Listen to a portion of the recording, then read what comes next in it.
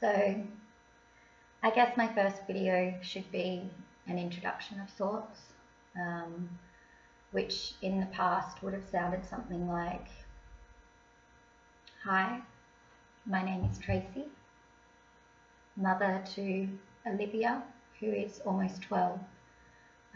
I live in the Perth Hills, blah, blah, blah."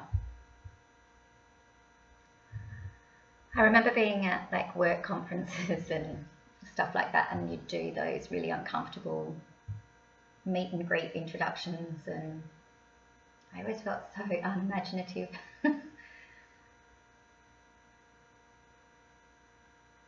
I don't even think it was unimaginative. I think it was uncomfortable.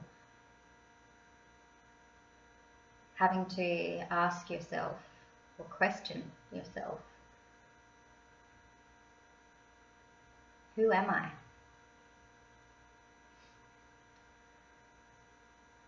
It was really confronting. That question's so confronting.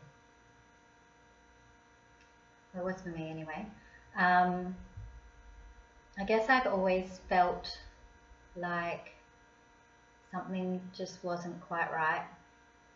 There was a stirring in me that I just couldn't settle.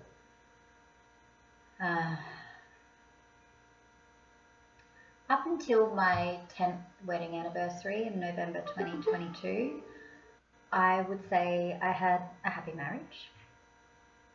We had a really good life, a really blessed life. Our house ran well, lots of really good memories. Our daughter is just this effervescent joy to be around. She's just beautiful. She just brings the sunshine. And because of that, our house was just filled with so much fun and so much laughter. But yeah, I could never shake this feeling that something was really wrong. And it was before I was married. This wasn't my first marriage. I had been married before. Again, the marriage was fine. We were kids really, and we just kind of grew apart. I was lucky. Both partners were beautiful men who I still consider very dear to me, very important in my life. I knew that the wrong that I felt, that I couldn't put my finger on, was within me. And it just got to the point where I felt like I needed to get to the bottom of it, because it was affecting me so much, affecting the people around me so much. You know, I felt like I failed both husbands. Other people can, you know, handle marriage. Why couldn't I?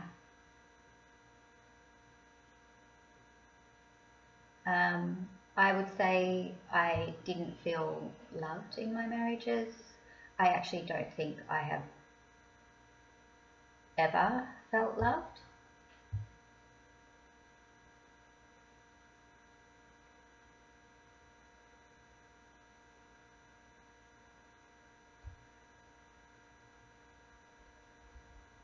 And that's not to say that nobody has ever loved me, because I'm sure that they have, my family included. But I haven't felt it.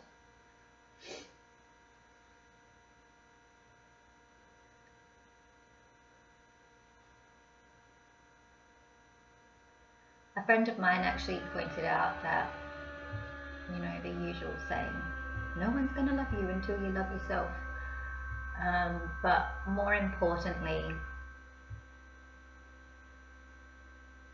he made it clear to me that it's actually nobody else's responsibility to make me feel loved. And it's so true. I'm a pretty social person, but I also need a lot of time to myself, and I could feel that getting more and more prevalent the older I get.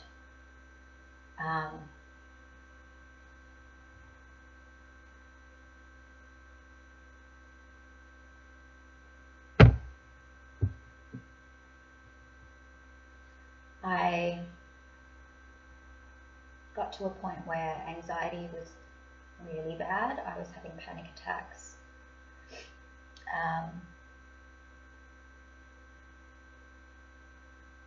And I couldn't even really talk about it because I didn't know what was causing it. Like, I just had no idea. Like I said, like I've had a blessed life, pretty much. There's people out there that have gone through so much more than I've ever had to go through. There was just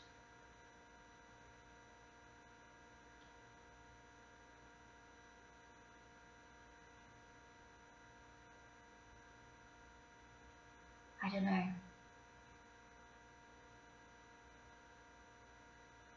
Anyway, I guess all of this stuff has led to me being on the path of trying to wake up.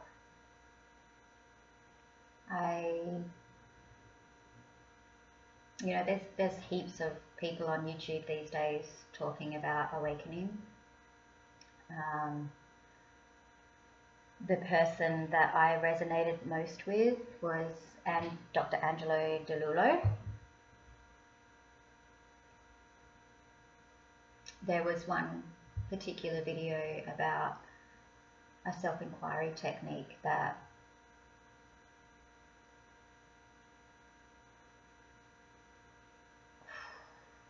wow. Yeah, I guess it caused my first identity shift.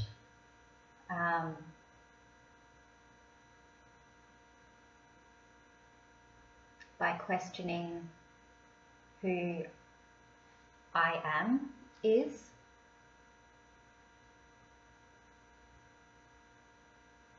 I was able to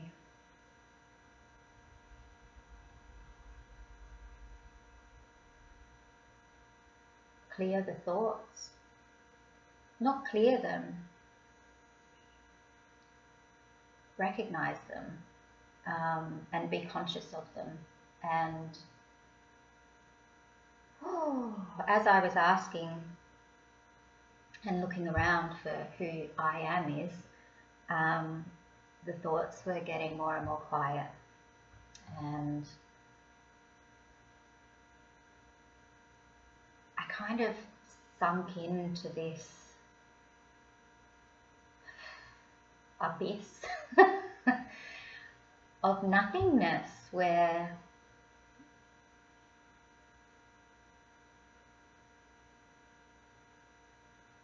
like at first it was very momentary. I couldn't rest there. I could get to the space, but I would pull myself out of it again. The thoughts would start coming really quickly again. But once you've felt that calm, that abyss that I'm talking about, like, you just want to get there again, and you realize, oh, this is how I'm actually supposed to feel. And it just gets easier to get back to that space. And it's beautiful. It's really beautiful. It's a calm that I have not experienced since, I presume, since I was little, because it is the state that you're in when you're little, when the conditioning hasn't taken over, and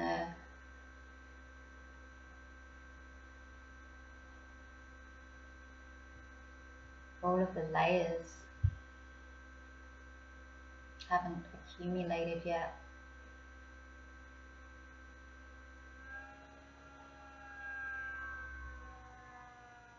So that's where I'm at now. And to be honest, there's a reluctance to even move from this space because it is so beautiful. But there's also this, it's almost like a feeling of responsibility that now I have to do more work, and to strip away at those layers of conditioning.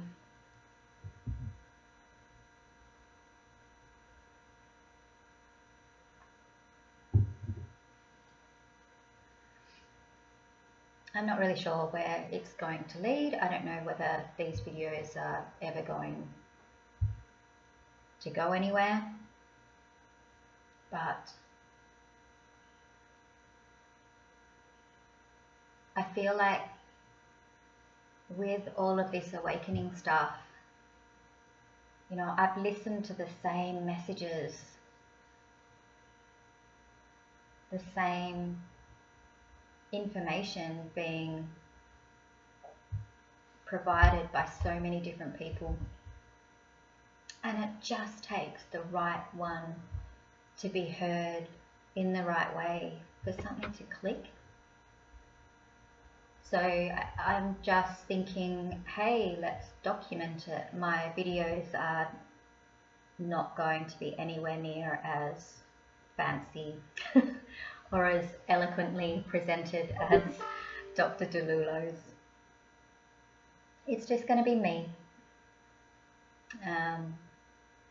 Very everyday mum life kind of video. But maybe they will resonate with somebody, and maybe,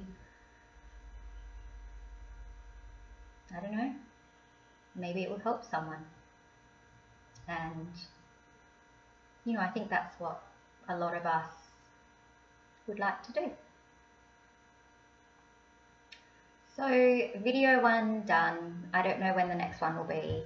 I'm currently reading Dr. DeLulo's book, Awake. I've read the first few chapters, and when I feel like there is something more for me to say that might be of some significance to somebody out there, I guess I will record again.